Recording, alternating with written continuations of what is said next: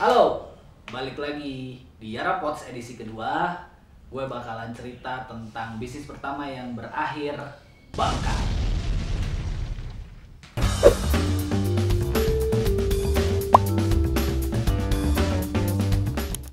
Kata siapa? Gue sekarang bisnis itu enak-enaknya aja. Orang bilang gue sukses, tapi menurut gue itu kayak beban gitu ya. Karena apa? Karena gue dulu nggak pada tahu aja proses gue ruginya. Yang tadi gue cerita di awal kenapa gue bilang bangkar, karena gue pas lagi zaman kuliah, berarti back to tahun 2008 kalau nggak salah, itu pas lagi gue nyusun. Jadi kalau di arsitek itu ada skripsi sama ada tugas akhir. Nah, kebagian waktu itu pas lagi skripsi jadi kita tuh, gue dan partner namanya Edwin, kita bikin bisnis yang waktu itu lagi ngehits kali ya, jangan sedih, rental PS3.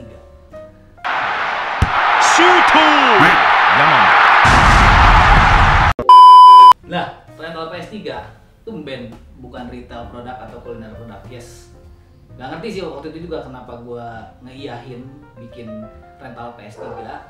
Jadi dulu itu singkat cerita, ya di arsitek itu gue punya sobat. Nah, sobat ini tempatnya kalau misalkan kita ngerjain tugas tuh pasti tuh di sana. Jadi di Cigadung kalau nggak salah. Jadi setiap malam, karena memang kita ngerjain tugas tuh wah gila sih, dari jam 7 misalkan sampai jam 2 pagi, bahkan sampai nginep. Karena biasanya besoknya itu pengumpulan ya istilahnya gitu. Jadi kalau misalkan udah ada pengumpulan, kita nginep di sana. Nah, itu tuh berlangsung sangat lama karena ya di arsitektur kan gue tuh pas setengah tahun, jadi kurang lebih 2 tahunan ya. Akhirnya gue ketemu tuh sama si Edwin. Nah, singkat ceritanya adalah Edwin waktu itu ngasih hanya sebatas kayak, "Dit, bisnis yuk," gitu. Gue punya ide. Nah, pas di sana entah kenapa gue gelap gitu, kayak anjir ayo gitu kan.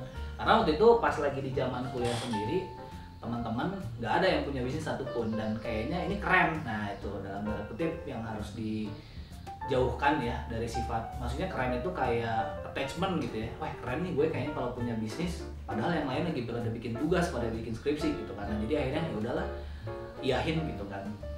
Nah, singkat cerita, tidak ada bisnis plan, tidak ada proyeksi sales, tidak ada apapun itu persiapan tentang bisnis, bahkan boro-boro yang namanya mentor gue nggak punya gitu. Jadi kita benar-benar hajar aja udah gitu kan. Jadi kita bikin bisnis benar-benar karena suka gitu kan. Karena waktu itu gue juga suka main PS3 lah. Semua orang siapa sih yang nggak suka PS3.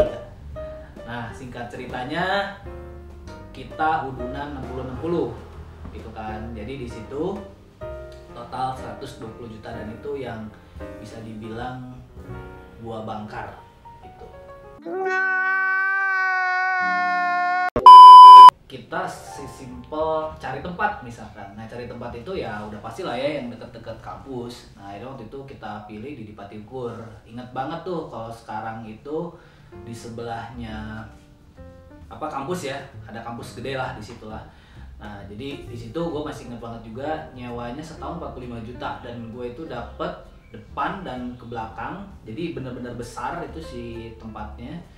Dan namanya, kalau mau tahu namanya si rental PS3 ini adalah Foreplay, agak-agak ya, tapi for-nya FOR gitu ya.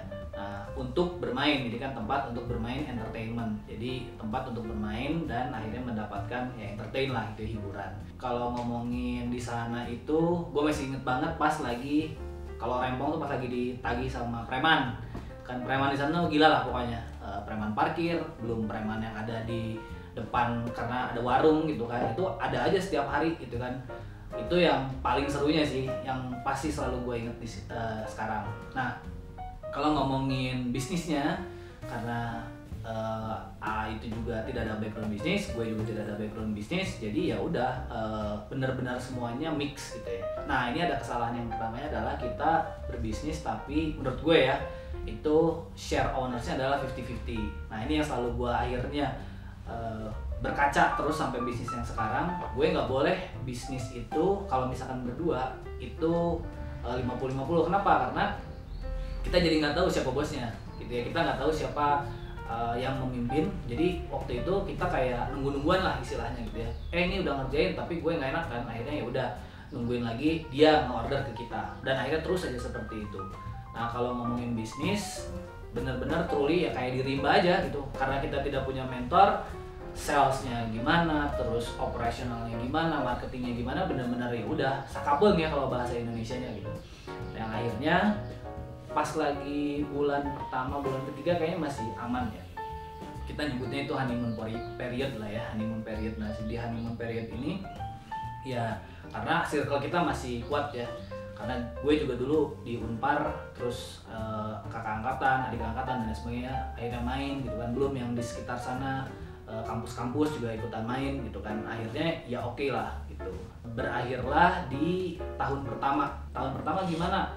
Agak lumayan PR gitu. Jadi udah mulai decline gitu ya. Karena apa? Karena kita tidak ada inovasi gitu ya. Inovasi ini ya apa sih PS3 gitu. Kita cuma ngupdate kaset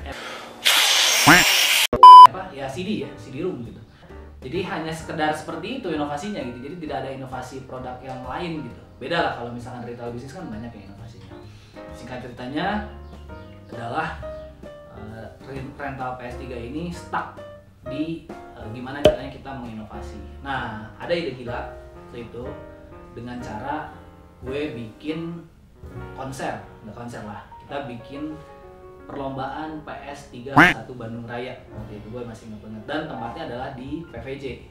Mungkin kalau zaman 2010-an tahu lah, dulu itu PVJ di lantai rooftopnya itu ada namanya Blitz, sekarang udah diganti. Nah, waktu itu tuh masih ada tempat konsernya ya gitu. Nah gue book di sana. Lu tahu siapa pembuka bandnya? Tulus. Anjir. Nah dulu itu Tulus kebenaran karena memang adik kelas di arsitek gitu ya. Jadi gue waktu itu pas ngebuka si event ini, gue undang dia sebagai pembuka dan ya kita main gitu. Jadi kayak main PS3 tapi ditonton main waktu itu yang datang 150-an ada gitu. Jadi benar-benar peak. Nah itu mungkin strategi marketing yang agak berbeda gitu ya. Nah tapi setelah itu ya sudah, kita kehilangan inovasi. Akhirnya di tahun kedua kalau saya nggak salah ya bisnisnya udah mulai terkapar lah bisa dibilang. Nah pertanyaannya, kenapa sih bisnis ini bisa bangkrut? Itu kan ya tadi ya, kalau udah ngomongin inovasi dan lain sebagainya, tapi utamanya adalah konsistensi gue sendiri sama partner gue. Jadi di tahun kedua bisnis ini udah mulai ya tadi ya, udah mulai banyak problematika. Nah gue akhirnya memutuskan kayak anjir, gue harus back to fokus ke kuliah kan, karena di sini gue udah mulai skripsi udah beres kan. Nah sekarang masuk ke tugas akhir. Nah jadi waktu itu juga agak galau karena aduh kalau misalkan gue di bisnis terus ya kayak misalkan buka sampai jam 12 malam gitu dan lain sebagainya, jadi nggak ngerjain apa-apa kan. Akhirnya nah di situ udah mulai mental melemah nih gitu kan. Ya akhirnya udahlah, gue lepasin aja. Akhirnya gue ngomong ke si AA, udahlah kita tutup aja nih si rental ini karena udah gak bisa masukin customer baru atau misalkan maintenance juga udah susah gitu. Dan kita akhirnya ditagih lagi kan untuk sewa apa dan lain sebagainya. Dan akhirnya udah kita memutuskan untuk stop lah ya, bubar. Nah dari situ akhirnya kita bagi-bagi aset. Akhirnya kita bagi dua, dan gue masih ingat waktu itu dibagi sama besar.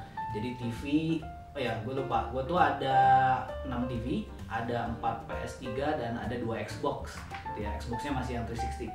Dan akhirnya waktu itu udah di split setengah-setengah gitu ya. Yang akhirnya yang gue masih bisa dijual tuh gitu kan. Nah gue nggak tahu kalau yang si A kemanain, tapi intinya ada yang dijual, terus ada yang gue pakai sendiri, dan masih ada sekarang si TV-nya gue di rumah gitu. Jadi masih kepake lah, berarti udah berapa 10 tahun lebih ya gitu kan.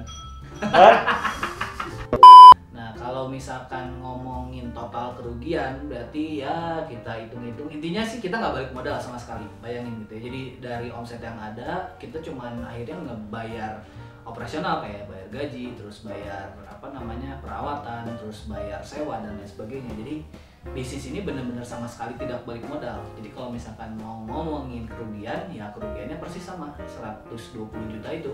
Yang paling sedihnya adalah biasakan kalau bisnis awal mula di provide sama orang tua. Jadi memang waktu itu gue juga bingung gitu ya gimana caranya gue ngomong gitu ya ke bokap nyokap gitu, tapi alhamdulillahnya tetap support gitu.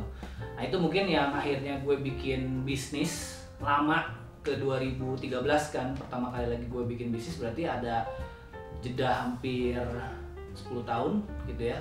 Karena apa? Karena gue ya tadi balik lagi, yang utama itu trauma gitu ya. Gue punya modal gede, akhirnya gue nggak bisa ngebalikin gitu kan. Akhirnya udahlah, gue nggak mau bikin bisnis lagi. Akhirnya ya sekolah yang benar lah gitu, dan gue kerja yang benar gitu sih.